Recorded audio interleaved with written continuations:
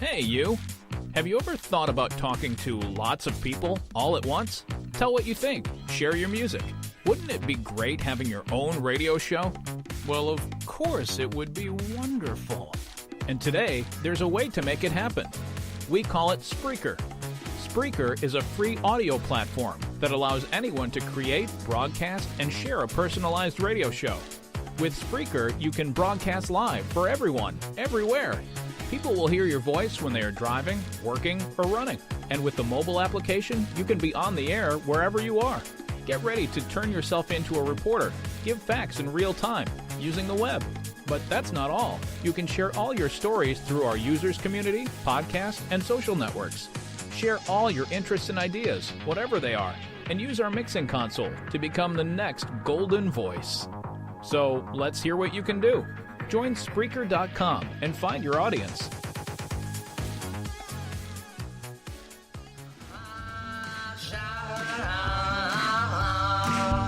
Them crazy things you do, along with all the crazy things we'll do. All right, welcome back. That was a message from Spreaker.com. Guys, anyone has the ability to do this. If you've got something on your mind, something you need to get out to the American public, or something you need to be heard around the world, go to Spreaker.com. Look into it. I'm telling you. It's a great way to get the word out. As I mentioned before, we're part of Filling the Void Podcast Network. We are accessible in many parts of the country, actually in all parts of the country, and all parts of the world. I've got listeners in Northern Ireland. I've got listeners in the UK. I've got listeners in Canada. I'd have to look it up. I think I even have one in Finland. That's a good part about Spreakers. You're able to track your stats. You're able to keep track of who listens to you, and that's why I know people are going to listen to this podcast, and it's going to hit home with somebody. That's what we're hoping for. So, getting back into what we were talking about. We were talking about adequate funding, inadequate funding, ideological restrictions. And again, I'm going to touch on something I said earlier. It does not matter if you agree with the LGBTQ agenda. These are still Americans, people. They have the right to live. It doesn't matter what they're afflicted with. If they're afflicted with diseases that can kill them, it is the responsibility of a civilization like the United States of America to take care of other people. That's what we're supposed to do.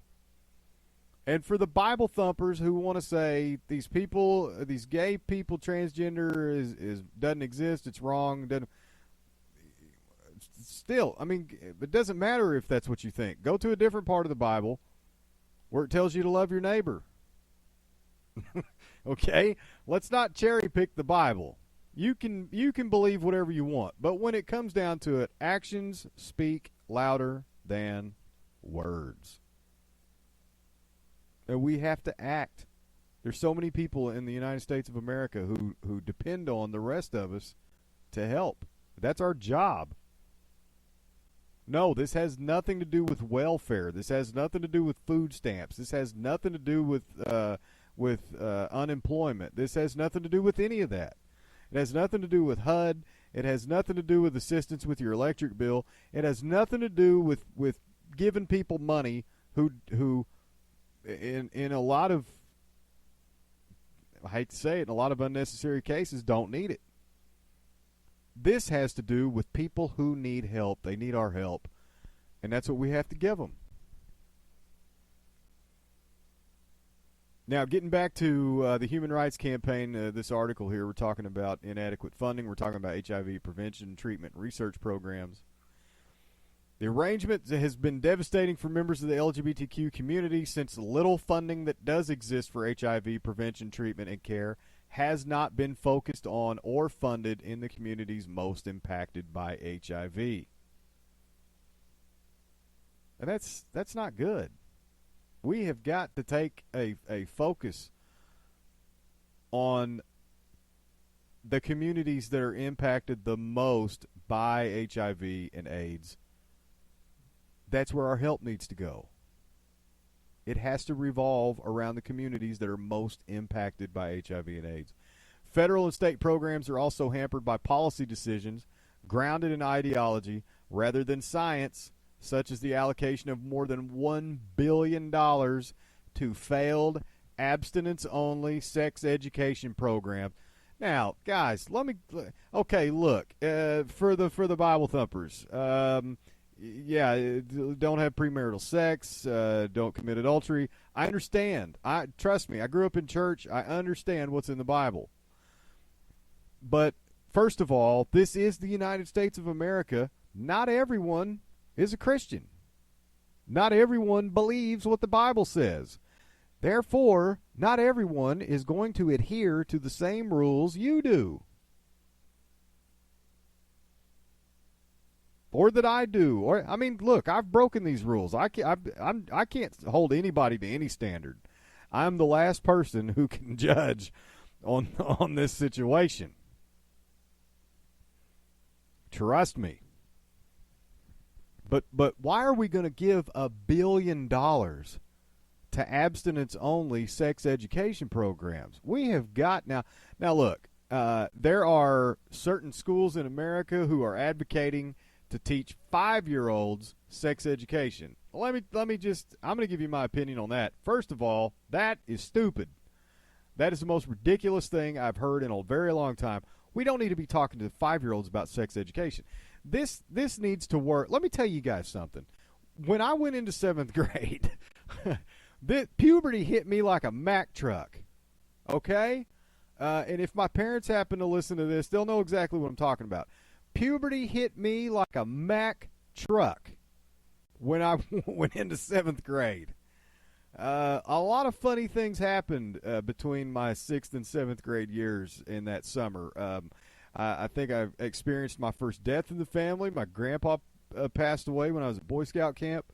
I went to Boy Scout camp that summer before 7th grade with a clean face. I came back with a goatee and sideburns. Okay? Funny things were happening. And so, teaching abstinence only. Now, maybe back in the early 90s, maybe that might have been the way to go. Maybe, we could have, maybe I could have had a better talking to than what I received. I don't know if anything would have helped, man, because when those hormones get to pumping. But that's what a lot of kids face. So abstinence only, that is not what we need to be teaching these kids who are facing these puberty issues. I'm going to tell you from experience, we have to educate kids about the consequences of following those hormones, because those hormones say it's time to jump on that pony and ride. But we need to stay off the pony for right now. And here's why. That's what we have to be teaching kids these days. I read a story about a girl overseas in 5th grade. 5th grade, she's like 10 or 11 years old. Pregnant. I can't imagine that. I mean, think about it, people. I mean, how many of you have kids that age? Some of you guys would, they'd have to dig you a grave right now if you had a kid that age who came home and said, hey, what's for dinner? I'm pregnant. So giving $1 billion to failed abstinence-only sex ed programs, not going to cut it, guys. Why can't we take that $1 billion and fund more HIV or AIDS research? Or to research the cure? To come up with better prescription drugs to fight HIV and AIDS, to get rid of HIV and AIDS. That's what we have to worry about. That is why, I'm going to say it again, that is why the LGBTQ community still marches. Because so much of that community is afflicted with HIV and AIDS, that they're marching for help. And I'm gonna tell you something, guys. If you're a straight American, if you're a Republican, if you're a conservative, and you want to write these people off just because it doesn't affect you, and you don't like the rainbows, and you don't like the makeup, and you don't like the dresses, and you don't like HIV and AIDS, if you're going to write these people off just because of your agreements or disagreements, you have a problem.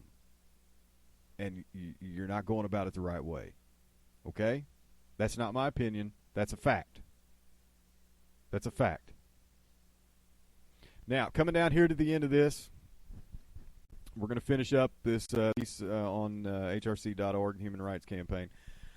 Despite the challenges, we are closer than we've ever been to ending the HIV and AIDS epidemic in the United States.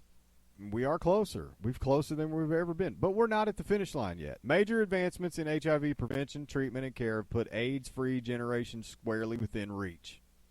We just have to get there. HIV tests are faster and more reliable than ever before. HIV medications are safer and more effective, and there are now several ways to prevent the spread of HIV. You know, we talked about some of those things, including condoms and PrEP. PrEP, pre-exposure prophylaxis, is an HIV prevention strategy that currently involves taking a once-daily pill called Truvada. When taken as prescribed, PrEP is safe and highly effective at preventing people from becoming HIV positive. Now, I'm sure there are some people who have had a bad experience with that pill. But once again, I'm reading from the Human Rights Campaign. So this is where I'm getting my information about PrEP. The nation also saw tremendous progress in the fight against HIV under former President Barack Obama, whose national HIV and AIDS strategy explicitly called attention to gay and bisexual men and transgender women for the very first time. Now, look, guys, I don't agree with a lot of things Obama did. I got problems with a lot of stuff that he did. The Fast and Furious problem, the Benghazi problem, letting Hillary Clinton be Secretary of State with her laundry list of issues that she's had since the 70s, including that time she defended a pedophile and got him off from his charges scot-free and then laughed about it later. I've got a problem with a lot of things that and a lot of people that Obama surrounded himself with. But this is the one thing, well, not the one thing. This is one thing that President Obama did the right way. His national and HIV/AIDS strategy explicitly called attention to gay and bisexual men and transgender women for the very first time. President Obama also signed the Affordable Care Act into law, which we know that there are now problems with, among other things. Yes, he did prohibit insurance companies from denying people health care insurance based on a pre-existing conditions like HIV, and he did expand Medicaid coverage to include many low-income people living with HIV. But here's the problem. In doing so, millions and millions and millions of people now do not have health care. Healthcare providers, insurance companies are pulling out of Obamacare left and right. And it's because the Affordable Care Act, or Obamacare, was not written properly. That's what the LGBTQ community is still marching for. That's why they still march. Because they want to know that President Trump is going to sign something into law that's been passed by Congress, the House and the Senate, that's been written correctly. We don't want another Obamacare flop. Nobody does. I don't care what demographic you're a part of. It doesn't matter. We don't want to see another flop in America like Obamacare. We have to get something in place that's going to protect everybody, no matter what, and is not going to go belly up. Now, the biggest problem with Obama expanding Medicaid for low-income people is that Obama put more debt on the United States than the previous 43 presidents combined. That's a fact.